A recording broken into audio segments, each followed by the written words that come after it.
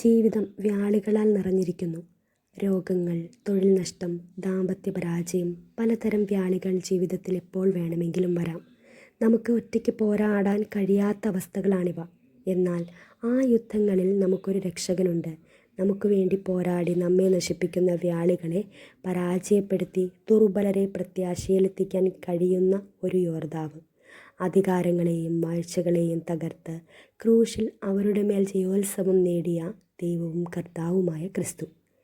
ജീവിതത്തിലെ വ്യാളികൾ നമുക്ക് തോൽപ്പിക്കാനാവാത്ത വളരെ വലുതാണെന്ന് നാം മനസ്സിലാക്കുന്ന നിമിഷമാണ് ക്രിസ്തുവിൻ്റെ രക്ഷയിൽ നാം വിശ്രമിക്കാൻ തുടങ്ങുന്നത്. ജീവിതത്തിൽ നിങ്ങൾ അഭിമുഖീകരിക്കുന്ന വ്യാളികൾ എന്തായാലും ക്രൂശിലെ ക്രിസ്തുവിൻ്റെ വിജയത്തെക്കുറിച്ച് ധ്യാനിക്കുമ്പോൾ നമുക്ക് ശക്തമായ ധൈര്യം ലഭിക്കുന്നു. യെശയ്യാ 40:31. ദൈവത്തിൽ ആശ്രയിക്കുന്നവർ വീണ്ടും ശക്തി പ്രാപിക്കും. അവർ കഴുകന്മാരെ പോലെ ചിറകടിച്ചുയരും. അവർ ഓടിയാലും ക്ഷീണിക്കുകയില്ല, നടന്നാൽ തളരുകയുമില്ല. രോഗാവസ്ഥയിലുള്ളവർ ധ്യാനിക്കേണ്ട വചനം.